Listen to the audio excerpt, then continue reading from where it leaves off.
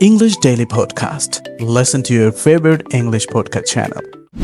Let's talk about music. How often do you listen to music? I think I listen to music mostly when I'm driving. I think it puts me in such a good mood when I'm like out there on a drive and I play my favorite music. I'm usually into Afro music a lot, hip hop and Afro and R&B. So I prefer listening to music when I'm driving or sometimes when I'm working out, I'm at the gym, something like that. Is music an important subject in schools in your country? In schools in my country, it is because, I'm from India. So in India, music and dance and expressing our emotions is usually through music and dancing. So in every school, they teach classical music or they have a subject where there is something about music usually. So I think it is important. Do you ever go to live concerts? Oh, I've been to 3 concerts and 3 of them are my favorite artists. And it was actually on my wish list and I made it happen. And it was one of the best experiences. And in live concerts, it's a lot different than you would imagine. Just have to keep your energy straight and it's like you can't believe it's happening. Now let's talk about magazines and newspapers. Mm-hmm. Do you prefer to read magazines or newspapers? Definitely magazines, mostly on the topics of fashion or interior design. This is what I really like because I like to see creative sides from all over the world. I like to see what people are talking about, what's new, what's trending. And I like to learn, I like to have knowledge of things of what is this called? What is that called? Because usually when you see pictures, you don't usually know what it's called. So when you read a magazine or where you get the knowledge, that's where you get to know, oh, this fabric is called this or this decoration is called that. So I think it's very good on information. Do you think you can learn as much from a magazine as a book? Definitely not, because magazine is like a shorter version of what's in a book. So I definitely prefer books over magazines. Do you think that you will continue to read paper-based magazines in the future? I think I'm very old-fashioned like that. I need to have a physical book in my hand, and that's how I think it produces serotonin in my brain. Otherwise, no. Digital, it's very different. I like physically reading a magazine or a book. Now let's talk about outdoor activities. Do you like being outdoors? I love being outdoors. I usually spend my time planning an activity or just being out with my friends. Even if I'm not doing anything, I must stay outdoors. I'm not a very home-based person. I can't stay home much. I have to keep moving all the time. Which outdoor sports do you enjoy doing? I like going out with my friends and playing football or some kind of activity like swimming, going to the beach. This is something I really, really enjoy. Which outdoor activities are most popular in your country? Definitely, it's like the game of India. Everybody loves cricket. When you go out of your house, you're always going to see some kids playing or also badminton, actually. People enjoy that a lot as well. I'd like to describe my favorite actor and actress. So my favorite actor will be Benedict Cumberbatch, and my favorite actress is Angelina Jolie. And I like their movies so much. They usually star in action films or mystery films, and that's very similar to where I am. In my personal life, I love mysterious stuff. I'm always into detective theories or mystery books and stuff like that. So I always watch movies as such, and their acting is on point. It's always number one. And I like Angelina Jolie also for her humanitarian work that she does throughout her life. She's been very present with charity work and making sure that a lot of kids are fed in countries which are unfortunate. And I really like that about her. And I also like how fierce she is. And when she presents herself, it's very divine feminine. So I really, really like that. And I feel like she has that sort of energy where a woman can feel powerful about herself just by looking at her and kind of understanding where she comes from. She doesn't really come from a very mentally stable place, but now at this point in her life, she's a very like strong woman, and she's done it all herself. And Benedict Cumberbatch, I actually watched his TV show, which was called Sherlock, and I am a crazy Sherlock fan. I love mystery, like I said, and detective stories and everything. And him playing that really showed me what kind of an incredible actor he is, because I felt like I'm watching Sherlock Holmes from the books and not an actor on screen.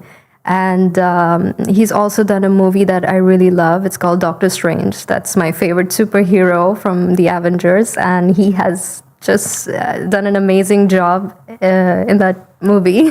So we've been talking about a famous actress and actor that you enjoy. And we're going to continue to talk about movies and theatre. What are the most popular types of movies in your country? It would be... To thank you for watching this video, I want to give you a free course that has helped thousands of students improve their IELTS speaking score. What it's going to do is take you through every single part of the test and give you strategies for part 1, part 2 and part 3, and also allow you to practice at home for free and get feedback. To sign up for that for free, all you have to do is just click the link in the description. Thanks very much, and let's get back to the video.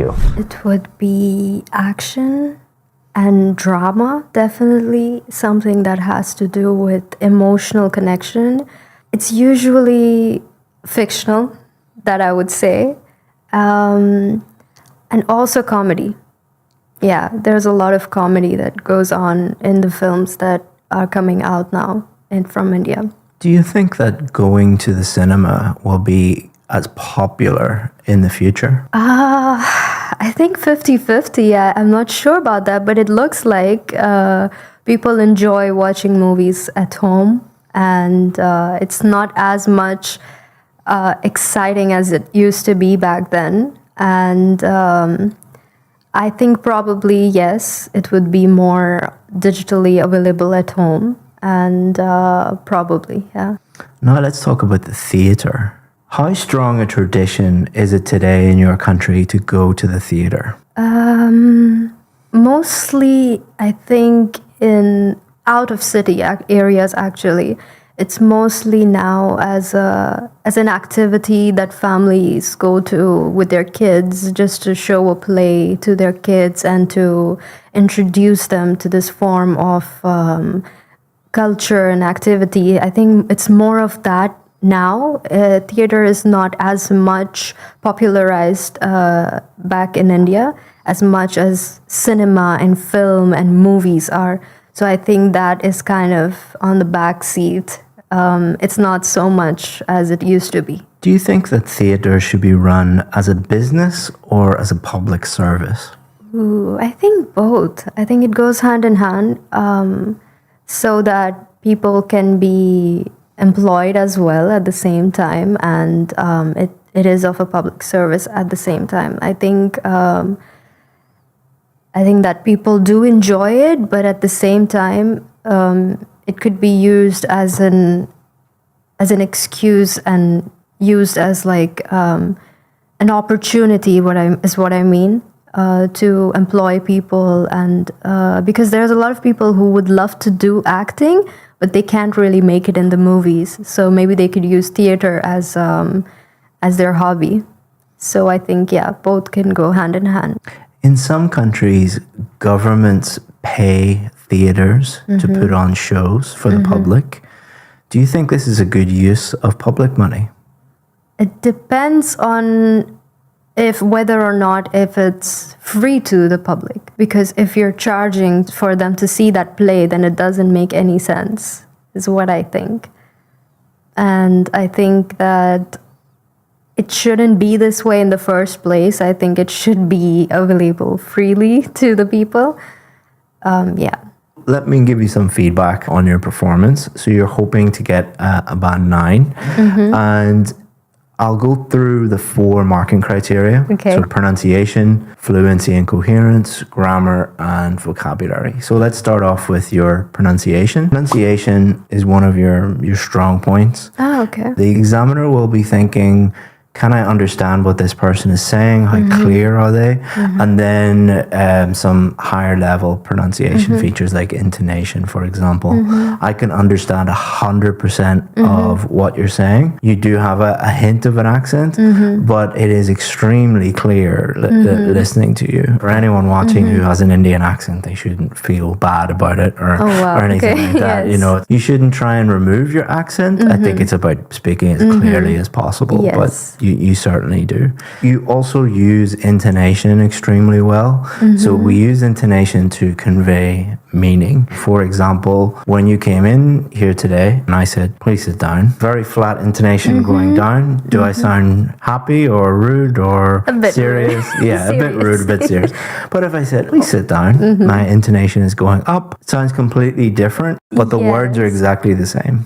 So you use intonation like that a lot to show that you're excited about something, that you're happy about it, that you're serious about something in a very, very high level way, which is very difficult to learn. Oh, thank you. And you do it very naturally. You also use connected speech. So, for example, if you were talking about movies, someone learning English might say, do you want to go to the cinema? But someone at a high level like yourself, do you want to go? Want to go sounds like one word, want to go, because you're connecting all the speech up. You do that a lot and very naturally. You also use sentence stress, where you emphasize certain words. That's your coffee. So you're emphasizing that word because that's the most important word. And it's very difficult to teach that. It takes a long time to learn. Wow. So you're doing very well in that area. Fluency is, are you able to speak without unnatural pauses, without unnatural hesitation? And there's 2 reasons why people pause and that type of thing, audible pauses like that. One reason is they're learning a language and they're trying to think, should I use present simple or present perfect, or what's the correct adjective to use? You don't do that because your language is at quite a high level. You do sometimes pause and think and hesitate a little bit for the second reason, which is trying to think of ideas. So you can tell, especially in the part 3, you were formulating ideas and you were, let me think about that, and pausing a little bit, but that's natural. And a good examiner knows the difference between those 2 things, so they're not going to give you a low mark for pausing or hesitating a little bit for thinking of the idea. Now, coherence is different. It's, did you answer the question, and did you develop your answers a little bit more? You need to be a little bit careful. For example, the first question I asked you, how often do you listen to music? And you told me about when you listen to music. So that's slightly different. Now, the examiner will base their score on all of your answers. It's not like, oh, she slightly didn't answer that question in one question, give her a low score. That's not how it works. And the way that you answered that question by saying, I listen to music in the car and I listen to it in the, I think you said, When I drive. When I drive. Yeah. You're answering the question implicitly. By implication, I know how often you listen to it. You should try to answer each question explicitly. How often do you? Every day. I don't think that this is an issue for you today, but imagine you go and do the test. Imagine you have a Canadian visa application. It's like, if I don't get this, I can't go and meet, my family or I can't do whatever I want to do. There's a lot of pressure on you. So often when people are under pressure and under stress, they mess up. just make sure that you answer every question exactly how they want it. The same with the cue card for part 2. It said, describe your favorite actor or actress. And you did both. So technically, an examiner would be extremely picky if they marked you down for that. But again, I'm not criticizing you, but I'm being overly cautious because on exam day, if you go and do the test, you might go off and talk about something related to that topic, but not really answering it correctly. I think you will be fine.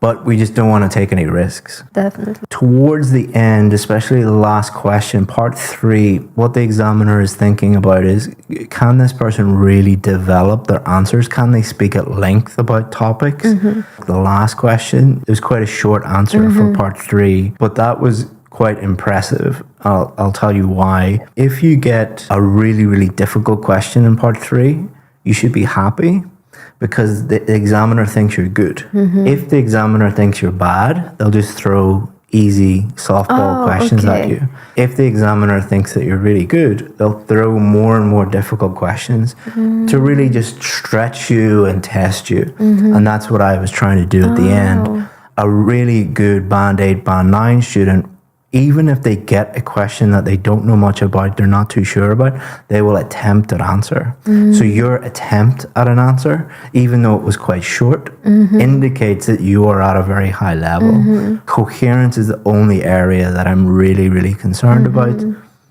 But overall, it's very, very good. I'm focusing on the negative, but it's only because You should, because otherwise, how would I know? Yeah. Grammar, the examiner will be thinking, does this person have enough awareness of grammar structures that they can talk about anything? Like, can they use comparatives to compare two things? Can they use superlatives to talk about their favorite things and talk about the best things? Whatever I throw at you, you're able to handle that.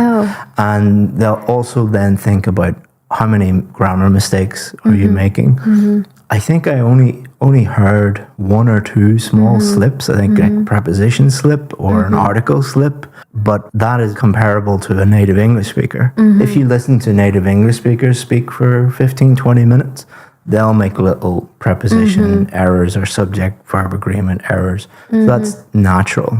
So don't need to worry about that. And your vocabulary is also excellent. For example, this. You use very topic-specific words and idiomatic language, which is great. Only very high-level students actually do that. So your final band score would be the highest one, which is a band 9. No way. Thank you so much. Yeah. That's amazing. But, if on test day, you didn't answer the questions in part 1, you didn't really answer the question in part 2, and you didn't develop your answers enough in part 3, that would drop you down a little bit.